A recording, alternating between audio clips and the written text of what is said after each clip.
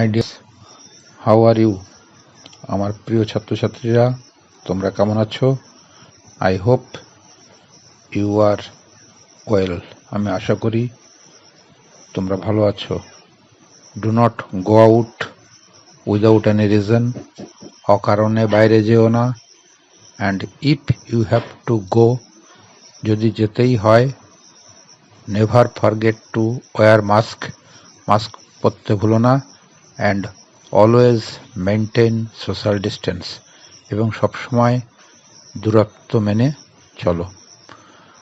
What ever the matter, যাই হোক, today we are going to learn model activity task, class 4। তো দেখি আমরা এখানে কি আছে। আমাদের সাবজেক্ট ইংলিশ, অর্থাৎ ইংরেজি। Model activity task English class 4। সম্ভবত তোমরা ইতিমধ্যে স্কুল থেকে এই মডেল অ্যাক্টিভিটি টাস্কের প্রশ্ন পেয়েছো। বাড়িতে বসে এগুলো তোমাকে করতে হবে এবং স্কুলে জমা করতে হবে। Perhaps you have got your model activity question papers from your school. You will solve it sitting at home and submit to your school through the guardians or your father or mother. Now let us see what is in the model activity task English class 4. I am reading. Please listen to me. Sometimes you want to listen stories from your elders. Your elders usually tell you stories that have imaginary creatures and events. Such type of wonder tales are called fairy tales. Although these stories always do not have a fairy, yet the stories almost always carry some valuable messages. There are a number of fairy tales from different countries. Each country adds its own flavor to a tale. A fairy tale usually starts with long ago or once upon a time. Some popular fairy tales are Cinderella, Frog Prince, Aladdin, Beauty and the Beast. অর্থ না বলে আমি একবার পড়লাম, এবারে আরেকবার পড়ছি। এবারে অর্থ সহ বলবো, শোনো এবং অর্থটা বুঝতে চেষ্টা করো। Try to guess the meaning of the passage. Okay? Sometimes you want to listen. মাঝে মাঝে তোমরা শুনতে চাও স্টোরিজ ফ্রম ইউর এল্ডার্স, তোমাদের বড়দের কাছ থেকে। মাঝে মাঝে তোমরা তোমাদের বড়দের কাছ থেকে গল্প শুনতে চাও।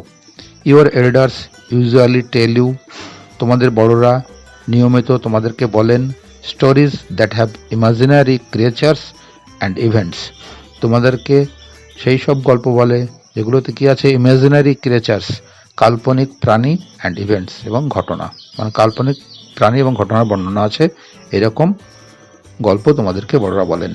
Such type of wonder tales, এই ধরনের বিস্ময়কর গল্পগুলোকে আর কল্ড বলা হয় ফেয়ারি টেলস, পরীর গল্প। Such type of wonder tales are called fairy tales, এই ধরনের বিস্ময়কর গল্পগুলোকে ফেয়ারি টেলস বা পরীর গল্প বলা হয়। Although these stories always do not have a fairy, যদিও এই সব গল্পগুলোতে সবসময় একটা পরী থাকে না। Yet the stories almost always carry, তথাপি এই সব গল্পগুলো প্রায়ই বহন করে some valuable messages, কিছু মূল্যবান বার্তা। There are a large of fairy tales from different countries. There are a number of fairy tales, one Barta. There are a large of fairy tales from different countries.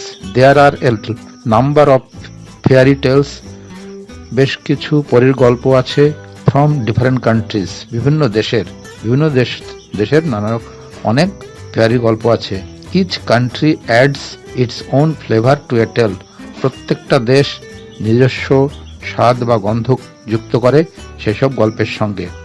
A fairy tale usually starts with long ago, পরীর গল্প সাধারণত শুরু হয় long ago কথাটি দিয়ে। Long ago মানে অনেক অনেক আগের কথা, আমরা বলি না এরকম long long ago, or once upon a time, বা একদা বা কোনো এক সময়, এই ধরনের কথাগুলো দিয়ে। তাহলে এই ধরনের গল্পগুলো কি দিয়ে শুরু হয় সাধারণত? Long ago or once upon a time. Some popular fairy tales are, কিছু গল্প হলো Cinderella, frog prince, Aladdin, beauty and the beast. কিছু জনপ্রিয় পরীর গল্প হলো Cinderella, frog prince, Aladdin, beauty and the beast. এগুলো হচ্ছে কতগুলো জনপ্রিয় পরীর গল্পের নাম। তোমরা হয়তো কেউ কেউ এগুলো টিভিতে কার্টুনে দেখেও থাকবে। ঠিক আছে, এবারে আমরা দেখব নিচে অ্যাক্টিভিটি 1-এ কি দেওয়া আছে। অ্যাক্টিভিটি 1-এ দেওয়া আছে match column A with column B, অর্থাৎ এ স্তম্ভের সঙ্গে বি স্তম্ভ মিল করো। রাইট দ্য সেন্টেন্সেস, বাক্যগুলিকে লেখো ইন দ্য স্পেস গিভেন, নিচের যে ফাঁকা জায়গা আছে সেখানে। কি আছে বাদিকটায় দেখি? এ স্তম্ভে দেওয়া আছে এ ফেয়ারি টেলস অলওয়েজ। 2 নম্বরে আছে ইচ কান্ট্রি। 3 নম্বরে দেওয়া আছে বিউটি অ্যান্ড। বি স্তম্ভে যে বাক্যর অংশগুলো দেওয়া রয়েছে সেগুলো হলো is a popular fairy tale, adds its flavour to a fairy tale, আর আছে do not have a fairy. দেখো, আমরা যদি উপরের অংশটা মনোযোগ দিয়ে পড়ি তাহলে কিন্তু এই এ স্তম্ভের সঙ্গে বি স্তম্ভ মিল করাটা কোনো সমস্যা হওয়ার কথা নয়, প্রায় হুবহু তুলে দেওয়া আছে। শুধু বাক্যগুলোকে মনোযোগ দিয়ে দেখো তাহলে বুঝতে পারবে। তাহলে এ স্তম্ভের প্রথমটা দেয়া রয়েছে a fairy tales always. Fairy tales always, ডান দিকে লক্ষ্য করো বিস্তম্ভে একদম নিচে do not have a fairy. পরীর গল্পে সবসময় একটা পরী থাকে, পরীর গল্পে সবসময় একটা পরী থাকে না। এটা দেখো উপরের তোমাদের যে আনসিন প্যাসেজটা দেওয়া রয়েছে দ্বিতীয় লাইনের শেষেই এই উত্তরটা পাবে। তাহলে একেরটা হলো কি একদম বিস্তম্ভের নিচেরটা। আবার বলি, fairy tales always do not have a fairy. ঠিক আছে, এবারে 2 নম্বরটা দেখি ইচ কান্ট্রি। ডান দিক থেকে দেখো মাঝখানে যেটা আছে adds its own flavour to a fairy tale, প্রত্যেকটা দেশ যুক্ত করে তার নিজস্ব ফ্লেভার বা স্বাদ একটা পরীর গল্পের সঙ্গে। তাহলে দ্বিতীয়টা হলো each country adds its own flavour to a fairy tale. এবারে 3 নম্বর beast and beauty and the beast, কারণ অবশিষ্ট একটাই পড়ে আছে, এর বিকল্প হওয়ার সম্ভাবনা নেই। তাহলে তৃতীয় উত্তরটা হলো beauty and the beast is a popular fairy টেল। একদম অনুচ্ছেদের শেষের লাইনে আছে দেখো, beauty and the beast is a popular fairy tell. Beauty and the beast হলো একটা জনপ্রিয় পরীর গল্প। তাহলে আমাদের অ্যাক্টিভিটি 1 শেষ হলো। এখান থেকে আর কোনো প্রশ্ন নেই, যদি থাকতো আমরা কিন্তু অনেক কিছুই করতে পারতাম। যেমন ধরো এখান থেকে আমরা নিয়ারেস্ট মিনিং করতে পারতাম। স্টোরি ছিল, স্টোরি মানে গল্প, টেল স্টোরিটা আমি নিজের থেকে বললাম। তেমনি হিয়ার, HAR হিয়ার, এর নিয়ারেস্ট মিনিং ছিল লিসেন। সারপ্রাইজ বিস্ময়, ওয়ান্ডার, তাই না? আবার বিয়ার মানে বহন করা, প্যাসেজে ছিল ক্যারি। কস্টলি দামি, ভ্যালুয়েবল মানে দামি। এরকম যেমনি করা যেত তেমনি always opposite never, different opposite same, beauty opposite ugliness, এগো বা বিফোর অপোজিট আফটার, এগুলো আমরা কিন্তু এখান থেকেই করতে পারতাম। তেমনি করতে পারতাম who tells us fairy stories, কে আমাদেরকে পরীর গল্প বলে? সেক্ষেত্রে উত্তর হতো our elders tell us fairy stories. তেমনি what do fairy tales carry? তোমার উত্তর হতো fairy tales carry some valuable messages. আবার বলছি, fairy tales carry some valuable messages. এরকম বিভিন্ন প্রশ্ন উত্তর কিন্তু এখান থেকে করা যেত। তো যাই হোক, এবারে আমরা আসবো অ্যাক্টিভিটি 2। কি আছে ওখানে? আছে change the underlined singular number nouns to plural and rewrite the sentences in the space given. One is done for you. Singular nouns, নিচের এক বচনে যে বিশেষ্য পদগুলো আছে তাকে কি করতে হবে? টু প্লুরালস, বহু বচন করতে হবে। অ্যান্ড রিরাইট, রি মানে এগেইন, রাইট মানে লেখো, রিরাইট পুনরায় লিখতে হবে।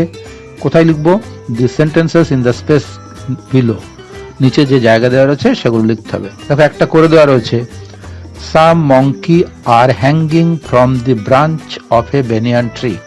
দুটো নাউনের তলায় দেখ দেওয়া আছে, একটা মঙ্কি আর একটা ব্রাঞ্চ। তাহলে দেখো সাম যেহেতু একের বেশি, তাহলে মঙ্কির সঙ্গে কি হবে? একটা এস যুক্ত হবে। তাহলে সাম মঙ্কিজ আর হ্যাঙ্গিং ফ্রম দি ব্রাঞ্চ রয়েছে, ব্রাঞ্চের জায়গায় তোমার হয়ে যাবে ব্রাঞ্চেস, ইএস যুক্ত হবে। তাহলে মঙ্কির সঙ্গে আমরা এস যোগ করলাম আর ব্রাঞ্চের সঙ্গে ইএস যোগ করলাম। নিচে কিন্তু দেয়াই আছে দেখো উত্তরটা, তাহলে আমি এটা রিপিট করলাম না। নাম্বার 1 আর 2 আর দুটো আছে। কি কি? এক নম্বরে আছে দি ম্যান কাটস, নম্বরে আছে the man cuts this loaf with sharp knife. আর একটা আছে the boy saw many deer in the zoo. যেহেতু এটা করে দেওয়া নেই, এটার কথা আমি একটু বলি, শোনো। যদি দেখো কোনো নাউনের শেষে এস, এসএইচ, সিএইচ, এক্স আছে, তাহলে তার সঙ্গে ইএস যুক্ত করে বহুবচন করতে হবে। কি বললাম? কোনো বিশেষ্য পদ বা নাউনের শেষে যদি এস, এইচ, সিএইচ বা এক্স থাকে, তাহলে তার সঙ্গে ইএস যোগ করে বহুবচন করব। আবার যদি কোনো নাউনের শেষে ও থাকে, তার আগে যদি কোনো কনসোনেন্ট থাকে, তাহলে তাদের প্লুরালও করতে হবে ইএস যোগ করে। এই নিয়মটা যদি আমরা ফলো করি, তাহলে আমরা এই বহুবচনগুলো করতে পারবো। যে উদাহরণটা দেয়া রয়েছে সেটা কিন্তু করা আছে। এইবারে দেখো কি বলেছিলাম, the man cuts this loaf with sharp knife. এখানে তলায় দাগ দেওয়া রয়েছে লোফ, LOF, যার অর্থ পাউরুটি, আর নাইফ, নাইফ মানে ছুরি। দুটো নাউনের লক্ষ্য করো কি আছে, একটা ওয়ার্ডের শেষে আছে এফ, আর একটা নাইফের শেষে আছে এফি বা এফ বা এফি। মজার কথা হলো, যে নাউনের শেষে এফ বা এফি আছে, এই এফ বা এফি তুলে দিয়ে আমরা VES যুক্ত করব। কি বললাম? এফ বা এফি তুলে দিয়ে VES যদি যুক্ত করি, তাহলে কিন্তু এর প্লুরাল হয়ে যাবে। তাহলে এর উত্তরটা কি হবে? দি man cuts this loaves, LOAVES, এফটা তুলে দিয়ে বসালাম VES। তেমনি with sharp knife, KNIFE, sharp knife, KNIFE, এই এফিটা তুলে দিয়ে লিখবো VES। তাহলে কি উত্তর হলো? KNIVES। ঠিক এইভাবে আমরা উদাহরণ দিতে পারি। Wife, WIFE, life, LIFE, life, SHELF, self, তাক, WOLF, উল্ফ, নেকড়ে বাঘ, THIEF, থিপ, চোর। এগুলোর কিন্তু প্লুরাল কিন্তু সবই একই নিয়মে হবে, এফ বা এফি তুলে দিয়ে VES যুক্ত করব। এবার এসো 2 নম্বর দেখি। The boy saw many deer in the zoo. The boy saw many deer in the জু।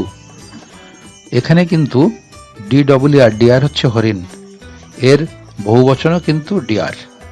কি বললাম? ডিয়ারের প্লুরাল ফর্মও কিন্তু ডিয়ার। তাহলে তোমার উত্তরটা একই থেকে যাবে, the boy saw many deer in the zoo.